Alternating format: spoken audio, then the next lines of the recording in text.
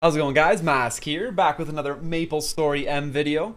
Now today we're going to be taking a look at Night Lords. I want to show off all the Night Lord skills for you guys, give you guys some tips and just some sort of pros and cons. I've talked to a lot of the really strong Night Lords in my guild to get a bunch of great opinions and really just give you guys a good Night Lord character spotlight that you can take a look at and help decide whether or not you want to make a Night Lord, maybe if you're making a new character, or maybe you are just starting the game off right now.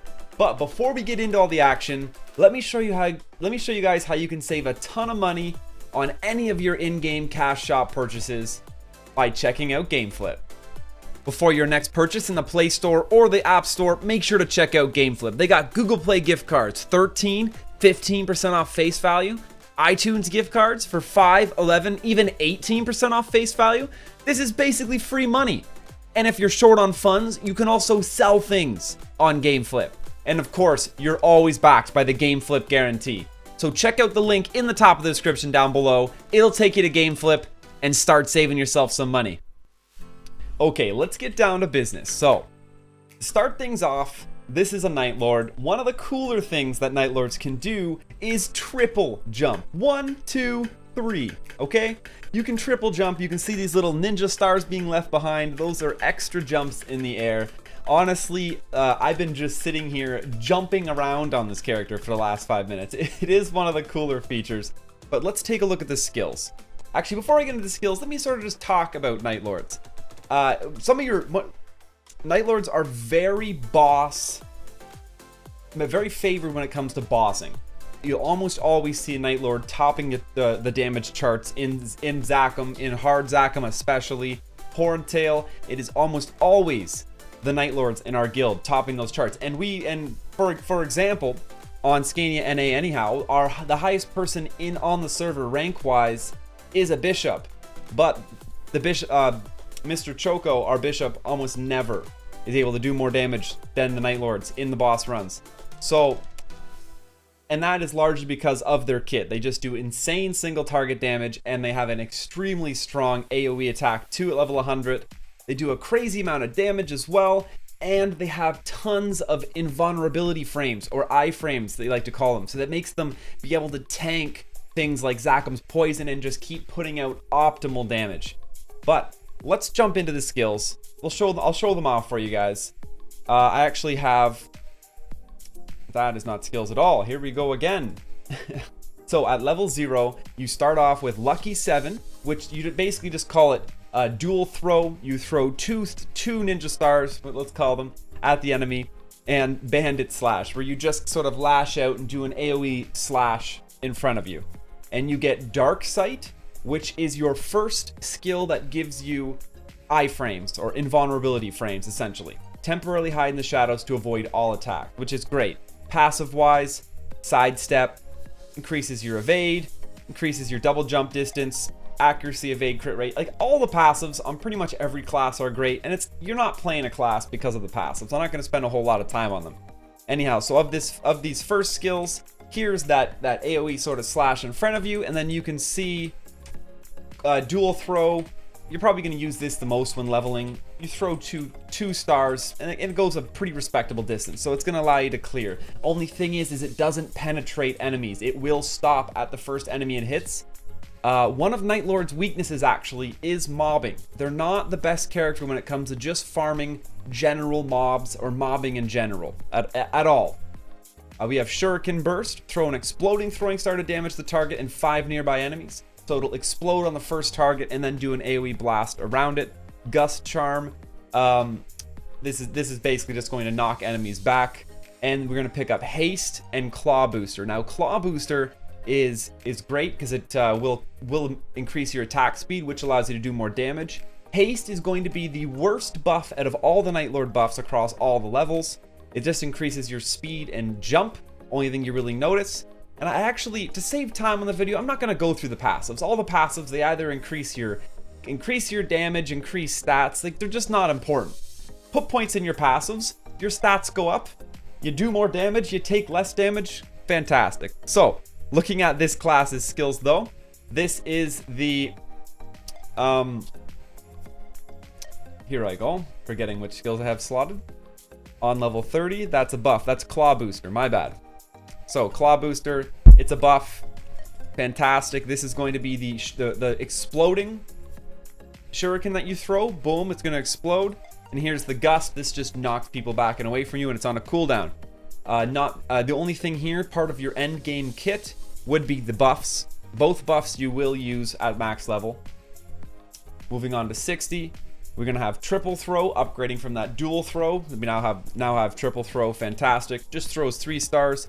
Shadow web, weave your shadow into a web, snaring enemies in place and dealing continuous damage. Continuous damage is not affected by damage reflection.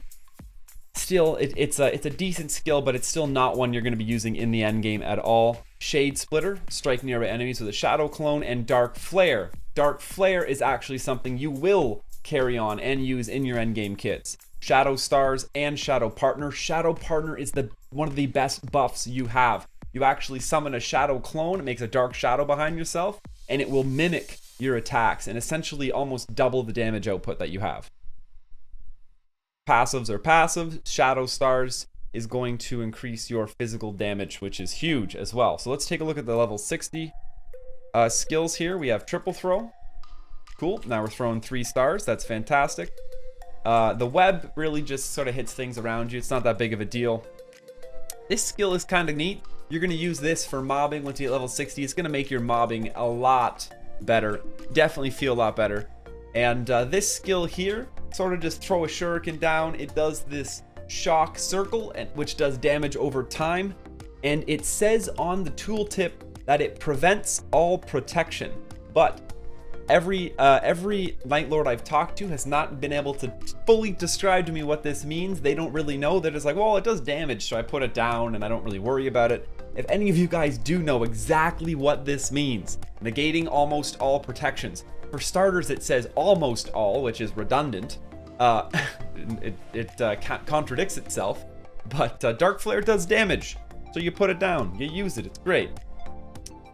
Let's take a look. Let's take a look at the shadow clone real quick. So I should have that right here. Boom. Now you can see the shadow clone is behind me. Now when I triple throw, you actually see 4 stars because the shadow is throwing them as well. So there's actually 6 stars flying through the air here. Insufficient MP. Come on. And there's the shadow is also doing this attack here. So having the shadow clone up is huge in increasing your damage output. Now, taking a look at level 100, you're gonna have Quad Star, which is your absolute huge, insane single target damaging skill. Showdown is gonna be your end game AoE skill. Sudden Raid. Doesn't make it onto too many end game skill bars. I actually don't know anyone who uses it. And Frailty Curse is actually really strong. It's going to debuff your opponent and allow you to really pump out extra damage. You pick up Shadow Sifter and Dark Serenity. This is going to be boss attack increase, player attack increase, physical damage increase, basically just damage increasing buffs. You'll use them. You use all of the buffs, and actually I'll get to buffs in just a moment. There's something really important that I got to talk about with the buffs. So this is what on the right here, an end game properly set up Night Lord skill tree. Here's your AoE skill that you'll use if you're trying to hit more than one target, and then you'll switch to Quad Throw. This is Frailty Curse that I just threw up, so if you're near this curse, you're going to be doing bonus damage. And here's Quad Throw, and because our shadow is up right now, you can actually see way more than just 4 stars. There's 8 stars flying through the air here, which is crazy.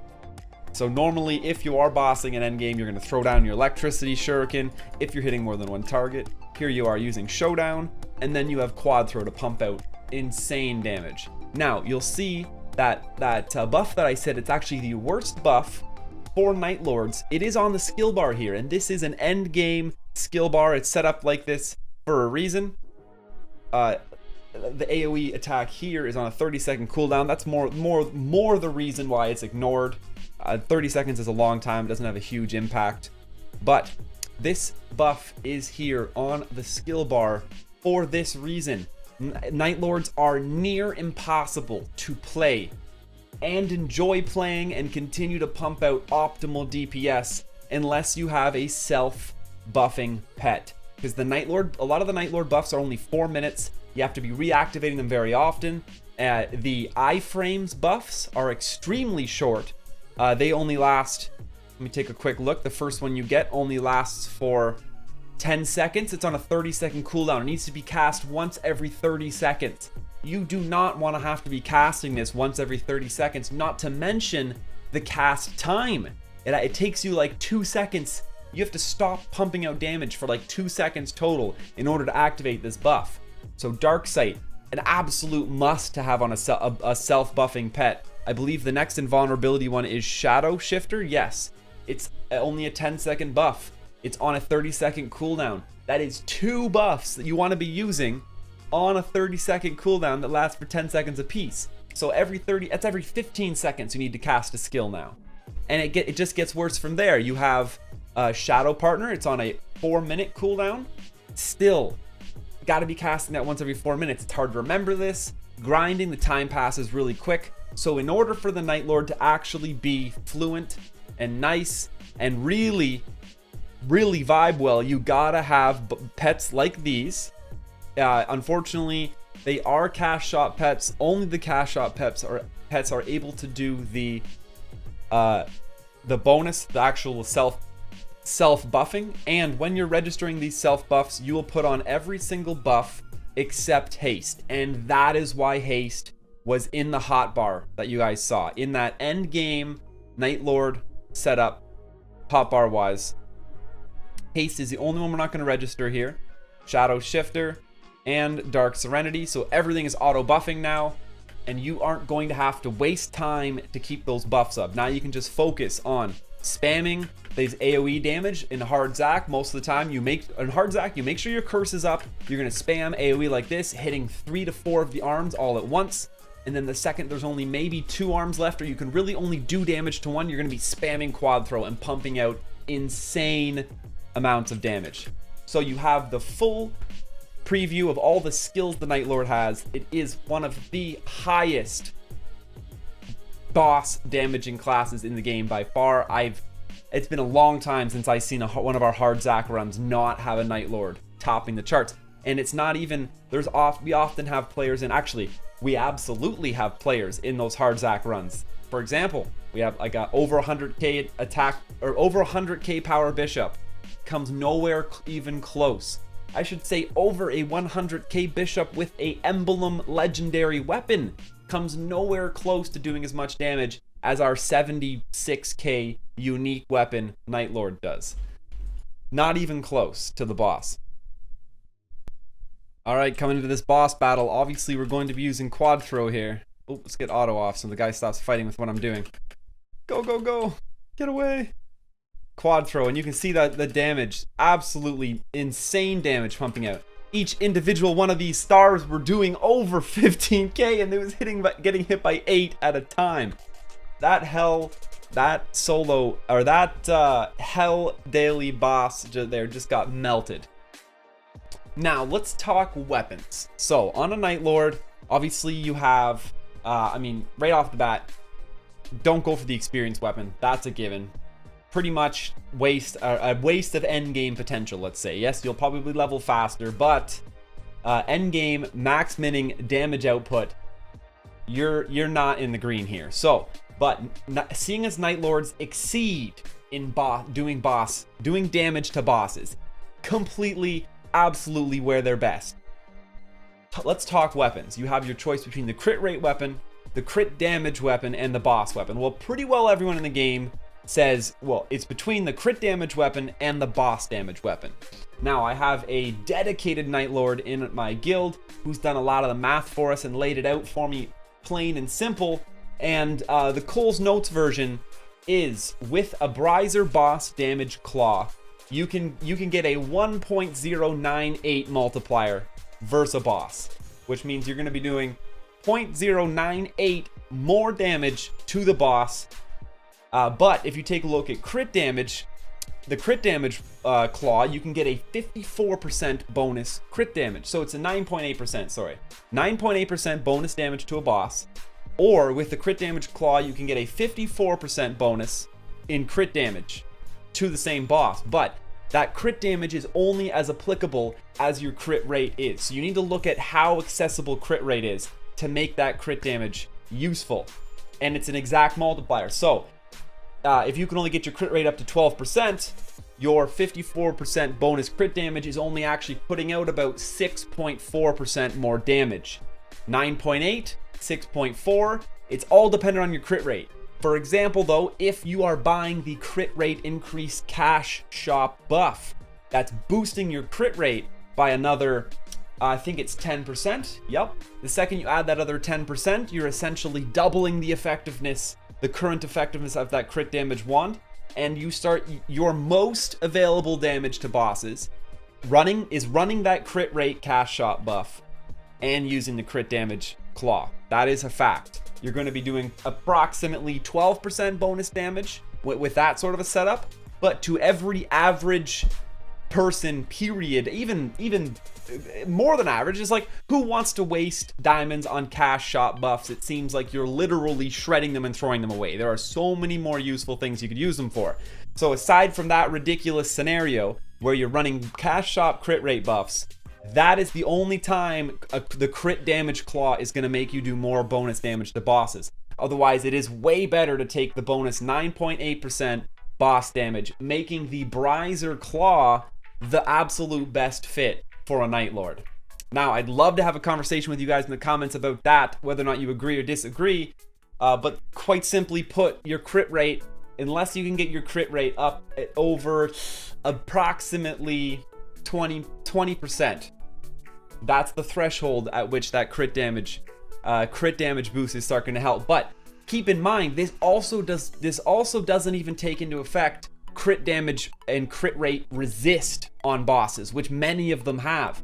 The second bosses start resisting your crits or resisting your crit damage, which I'm sure they're doing, then Brizer just gets better and better and better and better. No matter what, if it's boss damage you're after, that Brizer Claw is going to come out on top. Like, it's such a small scenario where that's not going to be true. So on Night Lords, I would honestly suggest you to run the Brizer Claw to get that bonus boss damage increase, because that's where you're going to be shining the most anyhow. Might as well put that spotlight on you even more so. And I mean, that's pretty well been the consensus for most people since the game start.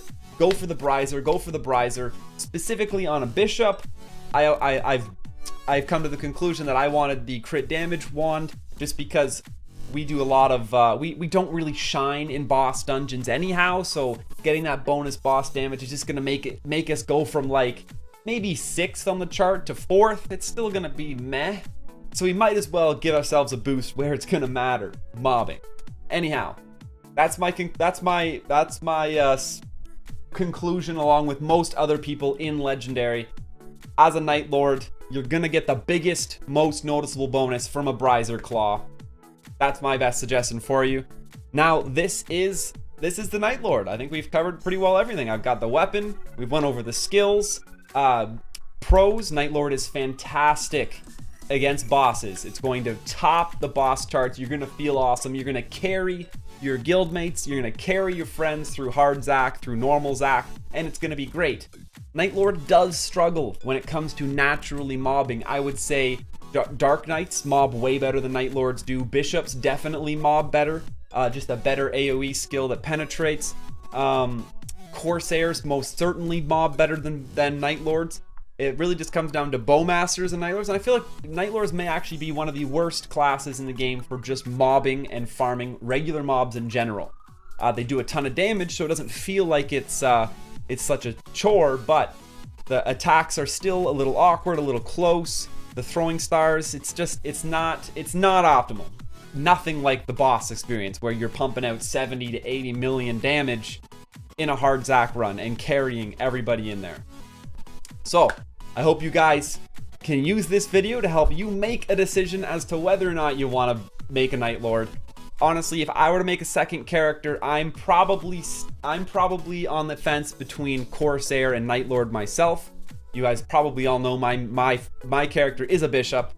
So that being said, thanks for checking this out, guys. Big shout out to GameFlip again for sponsoring this video. You guys should check out the link at the top of the description to go to GameFlip and save some money buying some Google Play gift cards, maybe some iTunes gift cards for less than face value. So if you're spending money in game anyway, you might as well get a gift card there and save yourself some money. Basically free money there. I also got my Facebook and my Twitter link in the description down below, guys. Make sure to grab those. Follow me on social media. That's how you're gonna know when I'm going live or when new content's coming out. As well, of course, there's my link to my Discord down there. It's discord.gg/MasKTV. We're well over 3,000 members strong now and growing, and I'd love to have you become a part of our Discord family. So please join the Discord. It's gonna be great. But that's gonna do it for now, guys. Until next time, smash that subscribe button and stay classy.